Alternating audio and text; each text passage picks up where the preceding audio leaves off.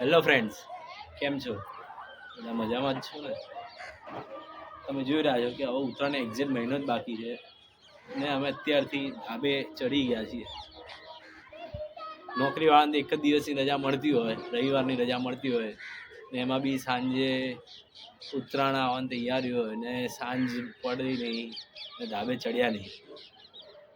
ઉત્તરાયણ એક એટલો મસ્ત તહેવાર છે કે જાણે કે એને ભલે દિવાળીથી એમ ચકાવવાની ઈચ્છા થાય પણ ઉત્તરાયણ છે.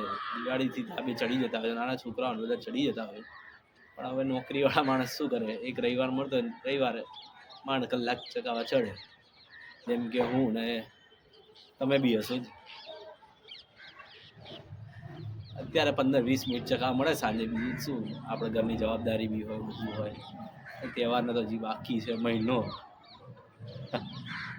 હા, તમે જોઈ રહ્યા છો કે હું અત્યારે આવેલો છું પોળમાં. તમને બધાને ખબર જ હશે કે પોળની ઉત્તરાયણ કેટલી મહત્વની હોય, પોળમાં કઈ રીતે આમ એન્જોયમેન્ટ થતું હોય છે. બધા અહીંયા ધાબાના પૈસા ખર્ચીને સ્પેશિયલ બહારથી ઉત્તરાયણ મનાવવા આવતા હોય છે. કેમ કે અહીંયાની ઉત્તરાયણ અદ્ભુત છે. પહેલેથી અહીંયાની ઉત્તરાયણ બહુ જ મહત્વની.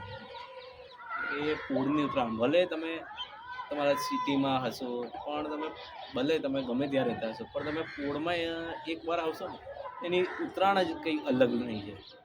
અહીંયા તમને એટલો ઘણો આનંદ જોવા મળે છે. બધું તમને અહીંયા જોવા મળે, બધું આવી ગયું XYZ. અત્યારે એટલો પતંગ ચગાવી રહ્યો છું. મારી આગળ બી તમે જોઈ શકો છો, હું તમને બતાવું. આ તમે જોઈ લો અહીંયાની ઉત્તરાયણનું મહત્વ કેટલું છે.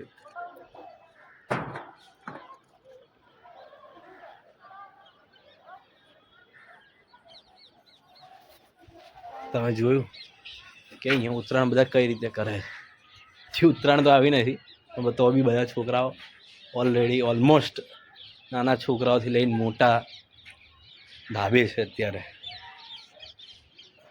પંચકાની એટલી મજા આવે, થોડી તમને કસરત બી થઈ જાય, જોરદારની કસરત થઈ જાય તમને છે. તો આ વિડીયોને તમે લાઈક કરજો, કોમેન્ટ કરજો, શેર કરજો કે તમને વિડીયો કેવો લાગ્યો, અને એડવાન્સમાં બધાને હેપી ઉત્તરાયણ. ઠીક છે.